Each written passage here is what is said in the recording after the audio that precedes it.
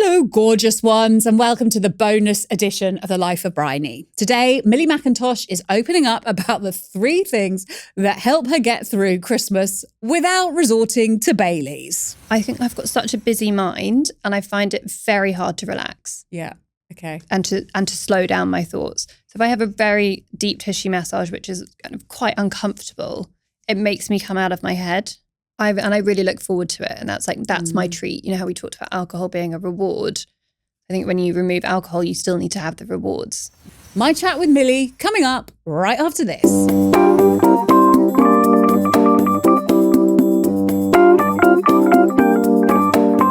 Millie Mackintosh, I follow you on Instagram, obviously, and you just are full of well-being tips. So I feel that this bonus episode, The Life of You, is going to be easy for you. The 3 things that are essential to your well-being during the festive period. What would be number 1? Number 1, exercising. Okay. Because I have a list of things I feel I really need to do every day in order to keep my mental health in check. And that is directly linked to also then not feeling that I want to have a drink. Yeah. And exercise really is like medicine. Yeah.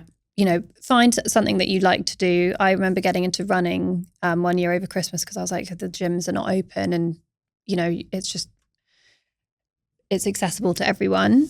I know you love to run as well. I do, yeah. So I will be moving my body every day. Somehow it might be dancing in the kitchen with my kids. If it's pouring with rain outside, I probably won't be going for a run.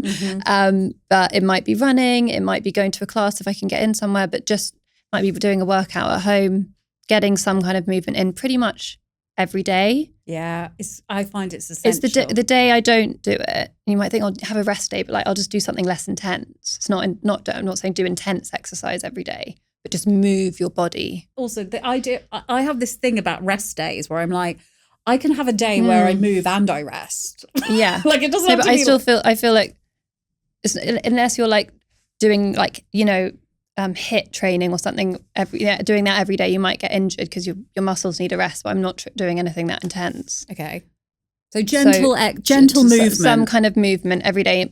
See how you feel. I think be intuitive. Be like, do I feel like doing a 2 or 3 hour hike today, or do I feel like just going for half an hour run, or do I feel like just having a dance on my own in my bedroom, or a stretch, or a stretch? I love a stretch. Love a stretch. I need a stretch. I love a good stretch, and that's such a good way to just be kind to yourself as well. Be like, hey, what do I need today? Something a bit gentle. Yeah. And also not guilting yourself if you don't do it, if you don't feel like it. But I know I'll feel better if I do it. You're right. I know I will guilt myself. I know. If I don't So it's some kind of gentle exercise.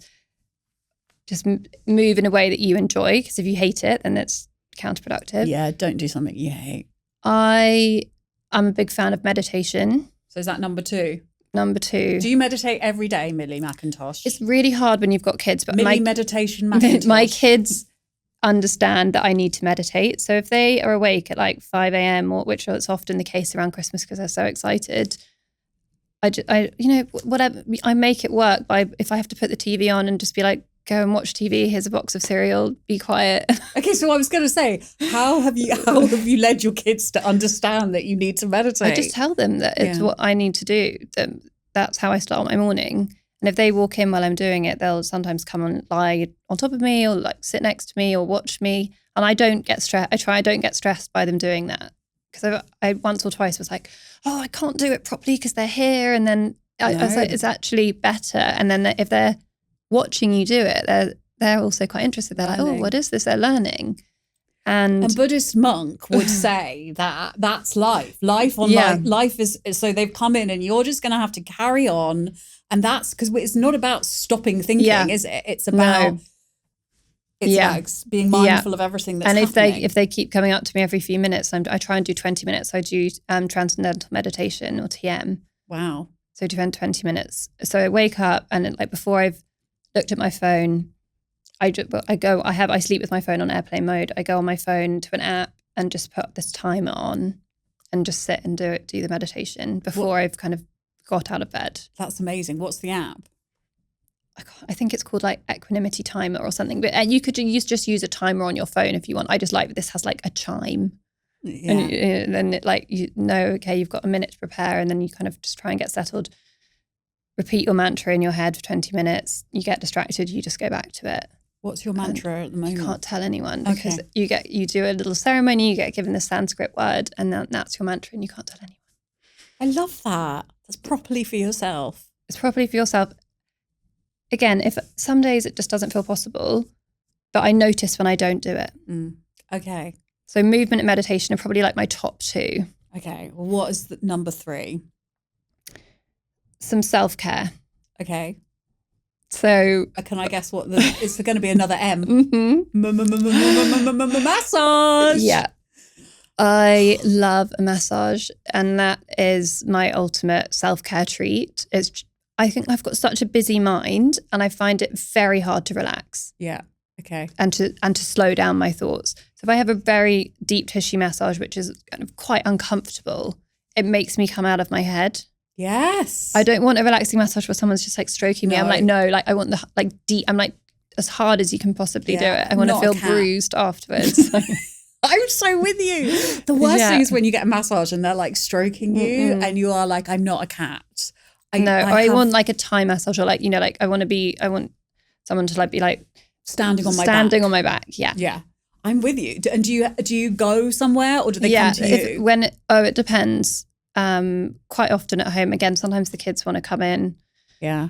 I'm just like, sit on the bed with your iPad and your headphones on. If you've got to, whatever, if they feel like they need to be near me, I'm like, I'm still going to have my massage, and I don't get stressed about it. I quite often have them at home. Can I ask how often you have a massage? I try and have one a week. Okay.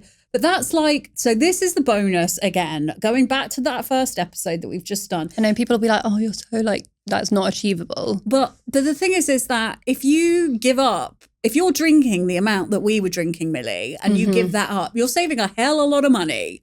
Yeah, definitely enough for a massage every week. And that, putting stuff back in, and also we get to do what the fucking hell we want. That's the other thing, as grown adults. I have made the choice that I am not drinking or taking drugs anymore. This is me speaking for me. And instead I'm having a massage every week, maybe every 2 weeks. I haven't had a massage for a couple of weeks and I'm feeling it. And that is the most, that's how I, like you, chill out. I really look forward to it. And that's my treat. You know how we talked about alcohol being a reward? I think when you remove alcohol, you still need to have the rewards. Yeah. So it might be like having a lovely bath with some essential oils and some music, just something that does not cut it for me. But I have like little rewards that I like. It might be like putting a bit of cream in my coffee. That could work. I think it just feels like a bit of a treat. It might be like having your absolute favorite slice of cake as a treat on a Tuesday afternoon because you feel like it. All of these little things, I think are helpful. But a massage is like my gold standard. Like, that's massage. A treat. I think massage and then a cake. Cake, then massage. Cake or massage, then cake. Maybe, and then because you're going to be feeling a little bit sleepy afterwards, you could have cream in your coffee. Mm-hmm. Can it be clotted cream? Can it be like Cornish clotted cream? Yes. Well, on that note, Millie, I think I'm going to go off and treat myself to, if not a massage, a scone with clotted cream. Please do.